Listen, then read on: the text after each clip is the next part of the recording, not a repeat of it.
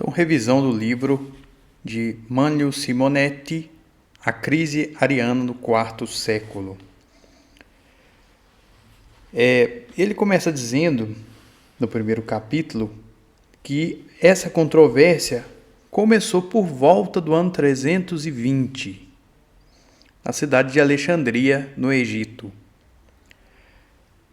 Havia ali um padre que tinha já cerca de 60 anos de idade, Ário, que tinha sido ordenado por volta ali do ano 311 a 313 e que trabalhava na igreja de Baal-Cali. Baal-Cali é o nome do lugar onde ficava essa igreja.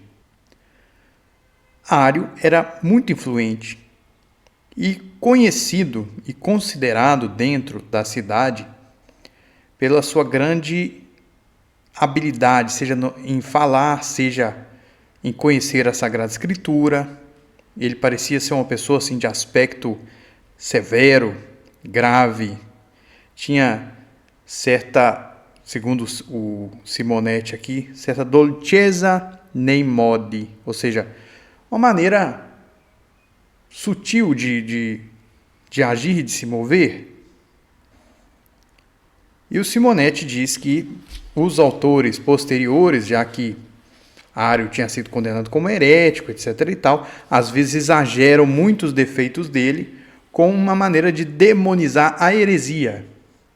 Então, mas se é verdade que as descrições que se tem de Ário, dos autores posteriores, tem esse escopo de demonizá-lo, ele, de certa forma, podemos ver pelos seus escritos que era um pouco vaidoso. Ele, por exemplo, escreveu um livro chamado Thalia, que era em versos. E aí, nesse livro, ele diz assim: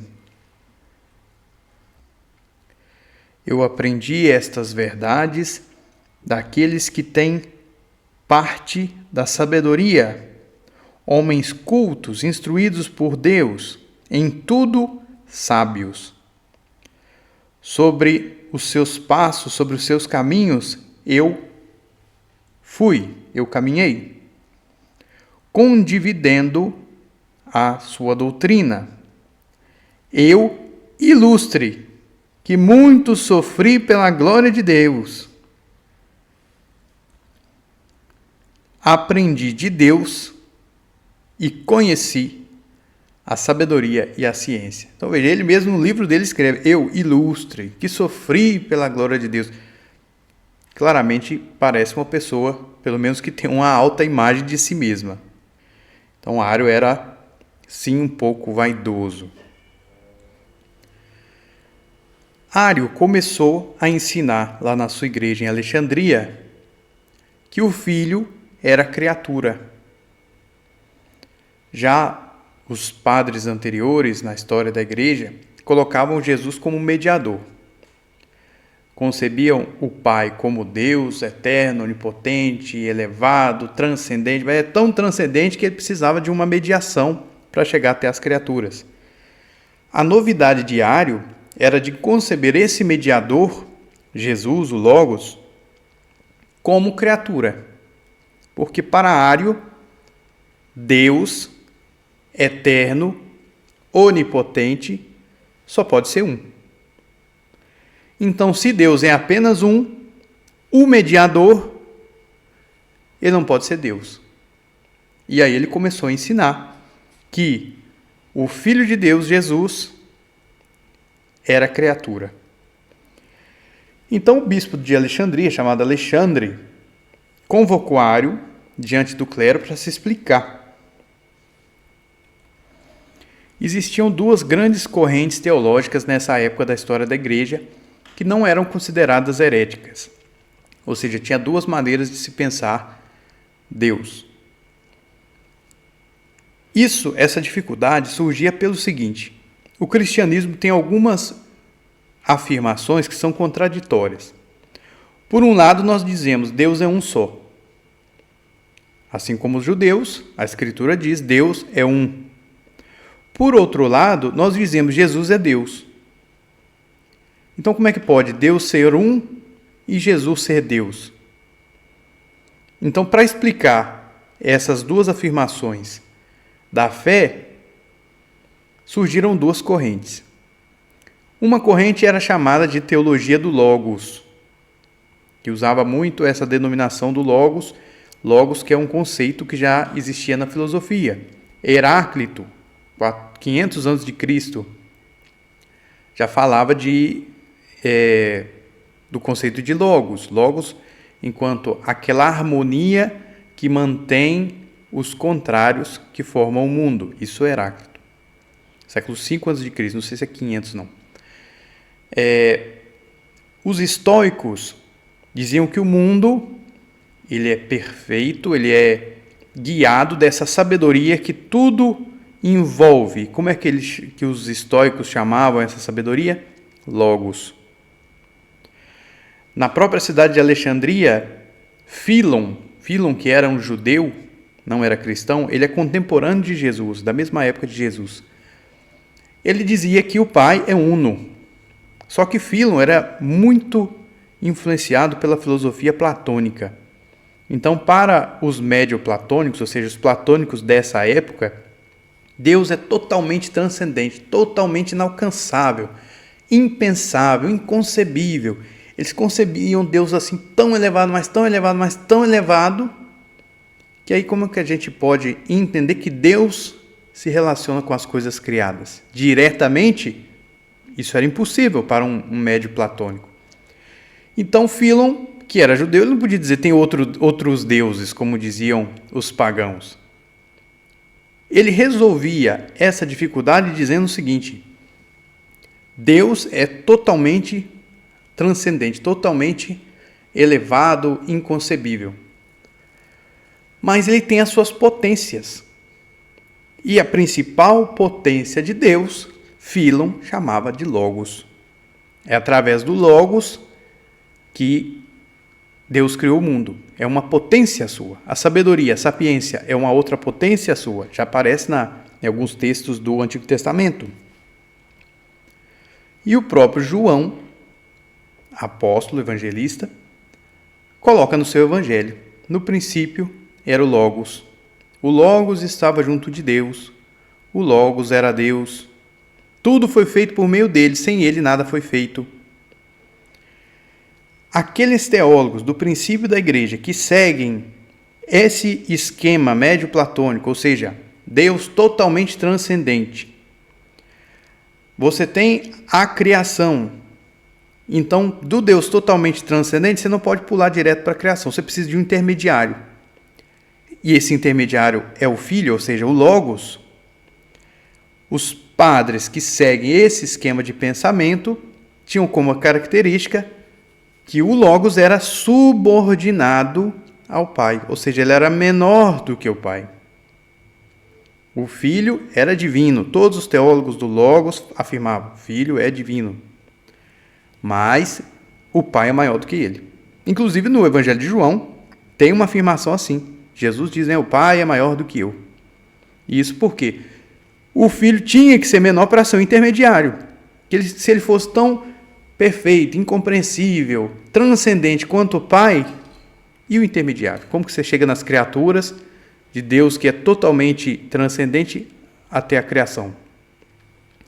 São teólogos do Logos Justino Marte, Irineu de Lyon, Hipólito de Roma, Clemente de Alexandria e o principal teólogo do Logos, porque foi o que concebeu mais elementos que depois vão fazer parte da fé da igreja, foi Orígenes. Só que Orígenes ele tem uma inovação. Porque se por um lado ele era médio platônico, então ele concebia Deus como totalmente transcendente, etc, etc, etc. Por outro lado, ele era um grande exegeta. E se você olha na Sagrada Escritura, Deus não é concebido assim totalmente transcendente, porque Deus se envolve com a história do seu povo. Então, Orígenes ele tinha essa ambiguidade. Nós podemos dizer que ele tinha uma concepção que era média em relação a esses dois extremos. Deus que se envolve com a criação e Deus totalmente transcendente. Para os filósofos do Logos, ou seja, Justino, Irineu, Hipólito, etc, etc, etc, todas as vezes que na Escritura você tem uma manifestação de Deus, é o Logos. Então, quem falou com Adão no paraíso? O Filho, não foi o Pai. O Pai não se envolve com a criação. Quem que apareceu a Moisés no Sinai? O Filho. Quem que aparece lá diversas vezes no Antigo Testamento? O Filho, é o Logos. Então, se por um lado nós temos essa concepção, Orígenes faz uma inovação. Ele diz assim que o Pai gera o Filho. Isso nós encontramos na Escritura. Mas ele faz isso na eternidade. Então o Filho é coeterno ao Pai. E isso Orígenes inteligentemente percebeu, porque Pai e Filho são categorias relacionais, são simultâneas. Se, por exemplo, eu sou o filho mais velho, quando eu comecei a ser filho? No exato momento em que meu pai começou a ser pai. Porque não existe alguém começar a ser pai antes de ter um filho. Não tem como. Não existe alguém começar a ser filho antes de ter um pai. Então, pai e filho são coisas simultâneas. Então, se o pai é eterno, o filho é eterno. Então, aí, Orígenes dá essa importante contribuição de pensar Pai, Filho e Espírito Santo como co-eternos. O Pai gera o Filho e aí ele dá duas possíveis soluções. Ele gera o Espírito também, né? O Espírito procede do Pai, ou o Espírito procede do Pai pelo Filho. Então, há essas duas maneiras de pensar no escrito de Orígenes. Ele não chegou a bater o martelo por uma só dessas concepções. Mas o importante é, Pai, Filho e Espírito Santo são eternos. Então, quem que faz a mediação entre Deus, que é eterno, e a criação? A alma de Jesus. A alma humana de Jesus. Ário, ele era um origenista, assim como Alexandre, o bispo Alexandre também era origenista. Orígenes tinha tido uma grande influência, seja na cidade de Alexandria, onde ele era disparado a maior influência, mas ele tinha tido influência também lá na região da Ásia Menor, na região da Palestina. Então, em Antioquia, na Palestina, tinha vários origenianos. Um famoso origeniano era Eusébio de Cesareia. Escreveu lá a História Eclesiástica.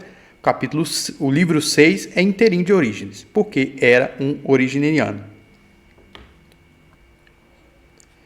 Então, Ário percebeu, falou, não podemos conceber o Pai, o Filho e o Espírito Santo como eternos, porque senão fica 3 deuses. Só pode ter um eterno. E se o Filho não é eterno, então ele é criatura. Ário concebia o Filho como a primeira criatura, que foi feita antes mesmo do tempo. E Deus cria Jesus do nada. Ele chega a dizer que Jesus é ktisis, que em grego significa criatura.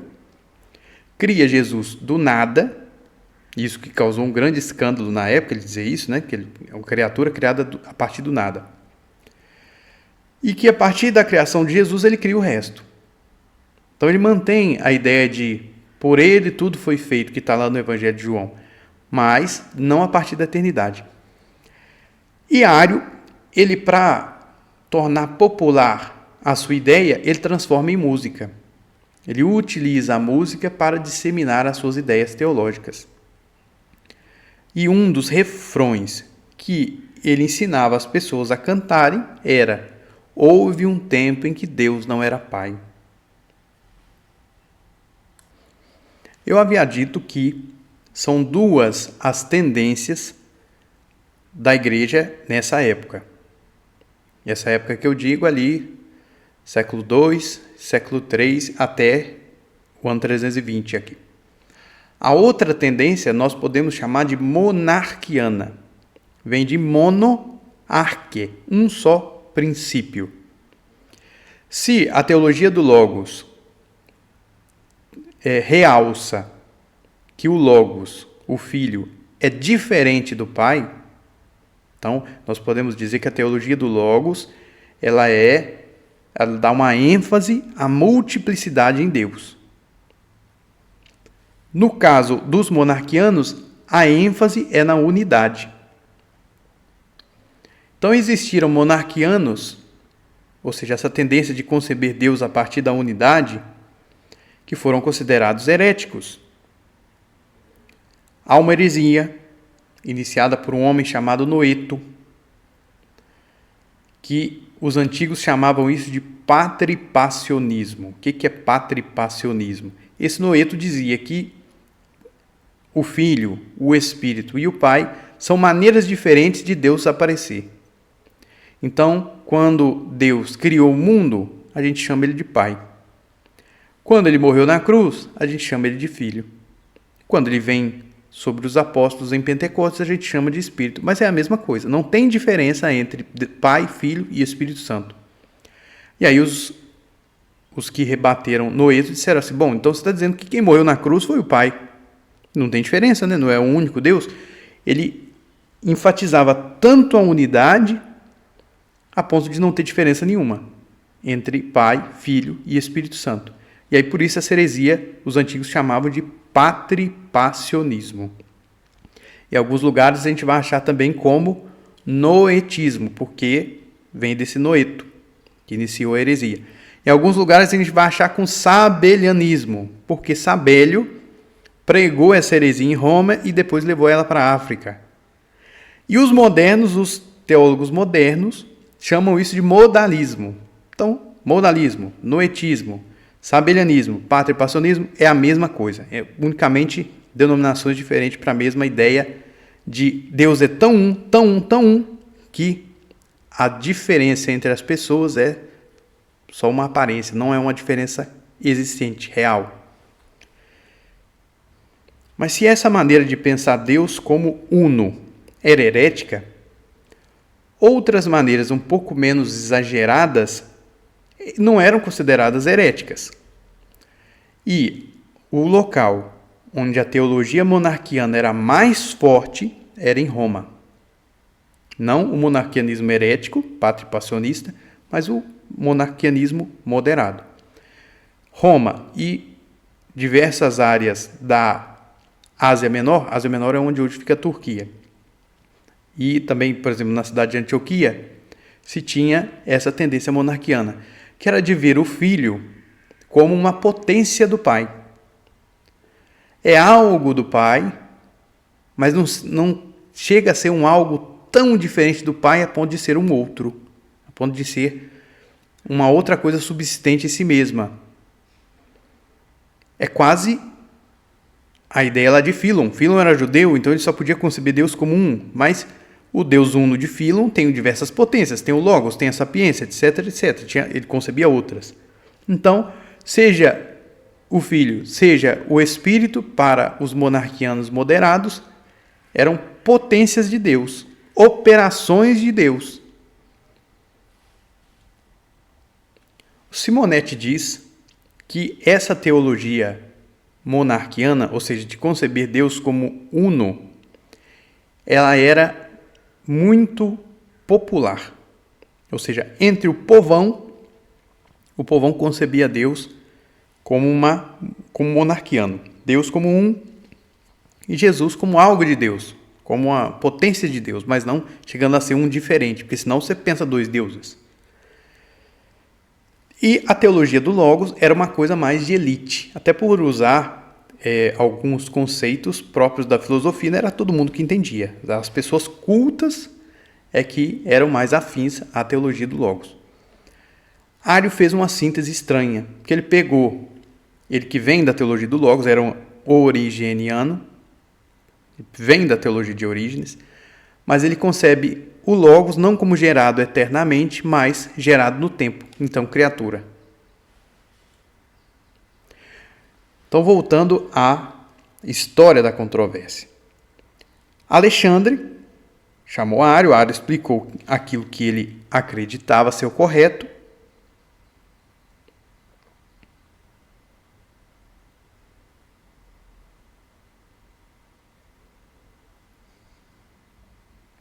Alexandre, então, condenou aquelas proposições de Ário e disse que ele tinha que se retratar.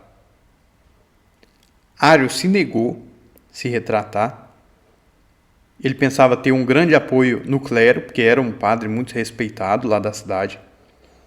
Ele tinha, pelo menos pensava ter, apoio em outros bispos do Egito e da Líbia, portanto no norte da África, que tinham tido o mesmo professor que ele. Ário tinha sido discípulo de Luciano, de Antioquia. Alexandre, então, reuniu um concílio regional. Esse concílio reuniu 100 bispos. Lembrando que na época, cada cidadezinha tinha um bispo. Não era igual hoje, né? Se a gente pensar no Brasil, 200 milhões de habitantes, 5.500 cidades, você tem o quê? Não tem nem 500 bispos. Naquela época lá, só ali no Egito tinha 100. Então ele chamou um concílio regional, reuniu esses bispos do Egito e da Líbia, reexaminaram o caso de Ário e Ário foi excomungado. E alguns padres, diáconos e 2 bispos da Líbia seguiram Ário, foram excomungados também. Então ele teve que abandonar Alexandria e encontrou acolhida na Palestina, na cidade de Cesareia da Palestina, junto de Eusébio de Cesareia. Então Eusébio de Cesareia foi um bispo que ele não tinha as ideias de Ário. Eusébio de Cesareia jamais afirmou que Jesus era criatura. Eusébio de Cesareia jamais foi de teologia ariana. Alguns se perguntam, mas se ele não concordava teologicamente com Ário, por que então que ele acolheu Ário na sua diocese? Por que ele recebeu Ário? Muitos pensam que como Eusébio era quase devoto de Orígenes, ele tinha uma admiração enorme por Orígenes, Orígenes também era um padre de Alexandria que foi perseguido pelo seu bispo e foi expulso. E foi exatamente para a área da Palestina. Então talvez Eusébio tenha visto naquela situação de Ário uma espécie de novo Orígenes. Então, por mais que ele não concordasse com as ideias mais extremas de Ário, ele o recebeu lá em Cesareia. Por volta desse ano, de 320, a capital do Império Romano no Oriente era Nicomédia. Constantinopla vai ser construída por Constantino, mas depois, nesse momento, ainda era Nicomédia. O imperador morava lá.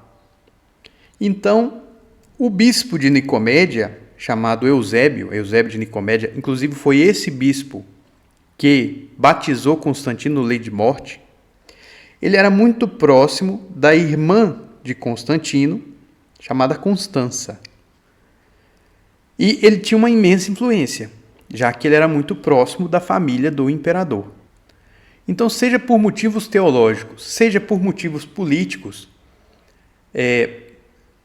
Mânio Simonetti chega a dizer que ele queria dar maior prestígio para a cidade de Nicomédia, afinal lá era a capital do Oriente.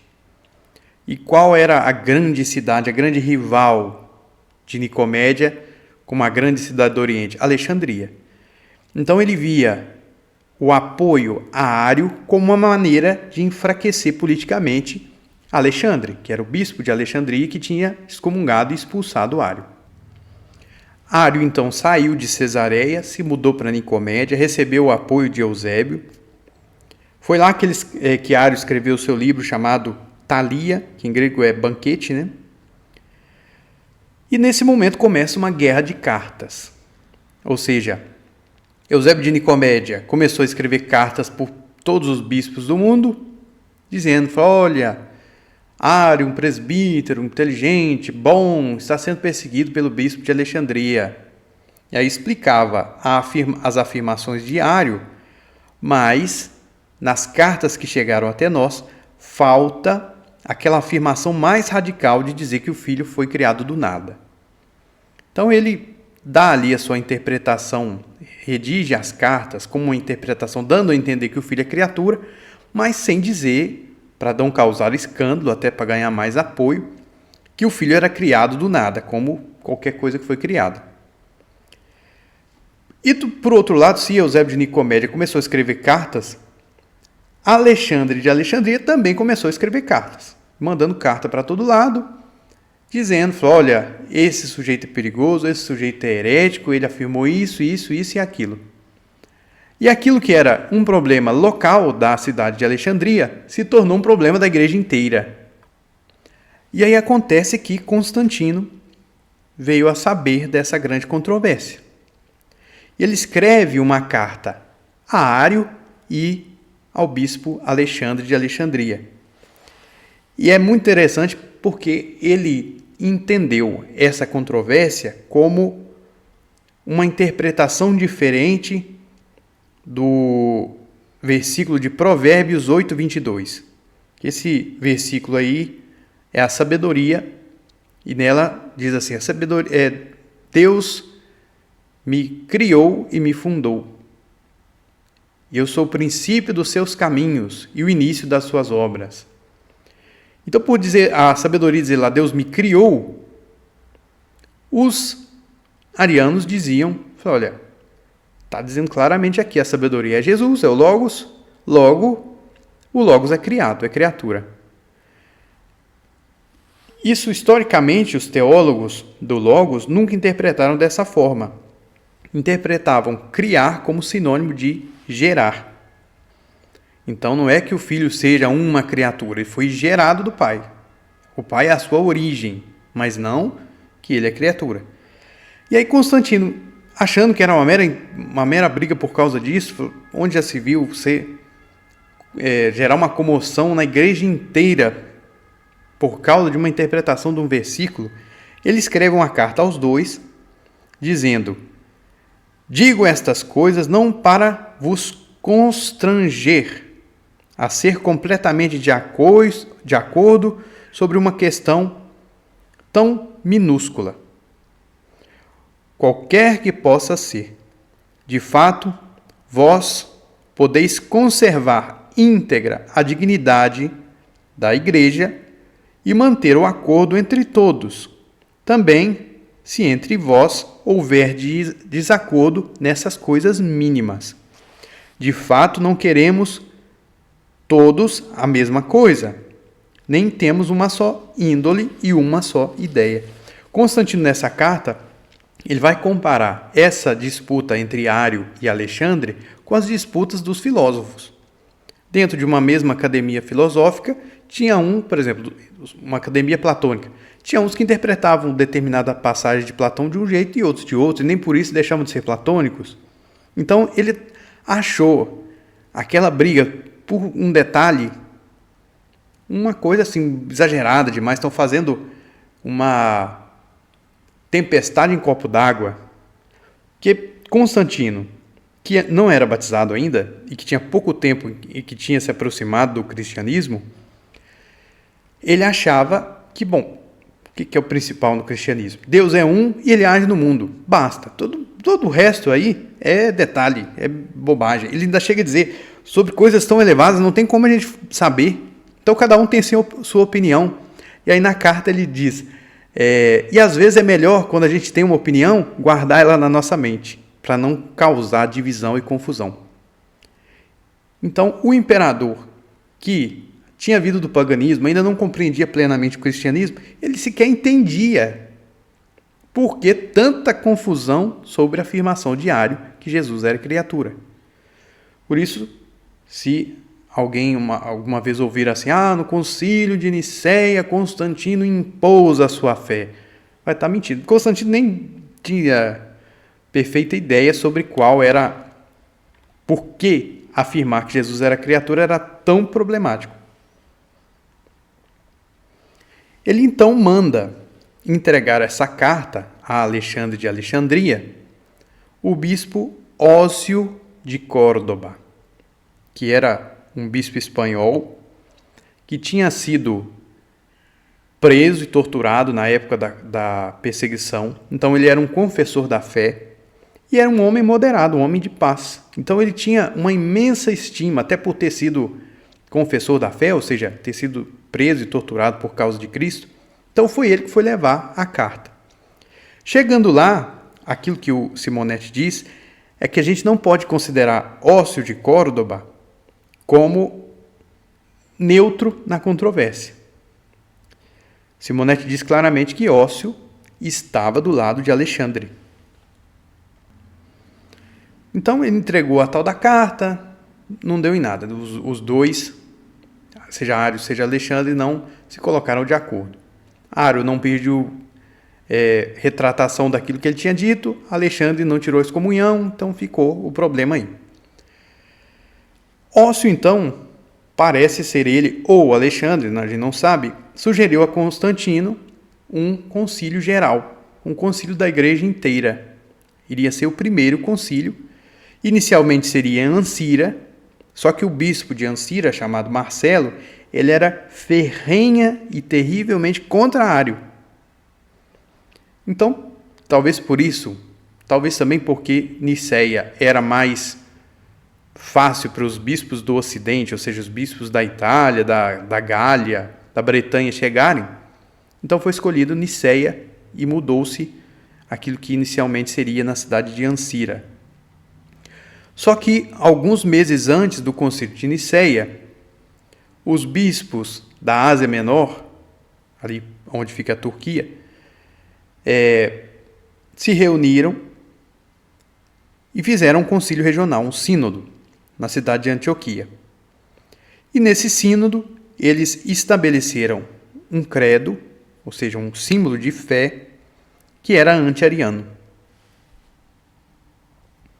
Todos os bispos presentes assinaram a condenação da heresia ariana, dizendo que realmente era um absurdo, onde já se viu, negar que o Filho fosse Deus. Mas 3 bispos se recusaram a assinar. São eles Teódoto de Laodiceia, que era amigo de Eusébio de Nicomédia. O outro, Narciso de Neroniade e Eusébio de Cesareia. Eusébio, que, repito, jamais teve uma confissão de fé ariana, mas, talvez por ter recebido Ário, recebeu Ário na sua diocese, ele também não quis participar dessa condenação. Então, quando Eusébio de Cesareia ele chega no concílio de Niceia, alguns estudiosos entendem que ele chega como réu.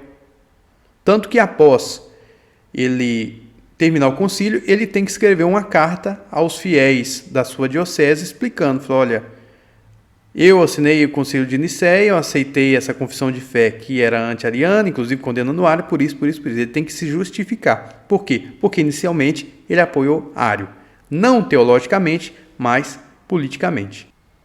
Quais são as correntes que entraram para fazer o concílio de Niceia? Porque às vezes a gente imagina assim, que o concílio de Niceia, todo mundo já tinha fé que está no creio, que a gente reza todo domingo, e aí Ário inventou moda de criar uma coisa nova. Mas não. Havia nessa época da igreja uma pluralidade enorme de teologias diferentes. Porque qual é a fé sempre pregada pela igreja? Deus é uno e Jesus é Deus. Agora, Deus é um e Jesus é Deus, como você articula as duas coisas? Aí cada um fazia a sua articulação. Uns diziam, Jesus é Deus, mas é divino inferior ao Pai. Outros diziam, Jesus é Deus, mas é uma potência de Deus, não é uma pessoa diversa, porque senão seriam 2 deuses.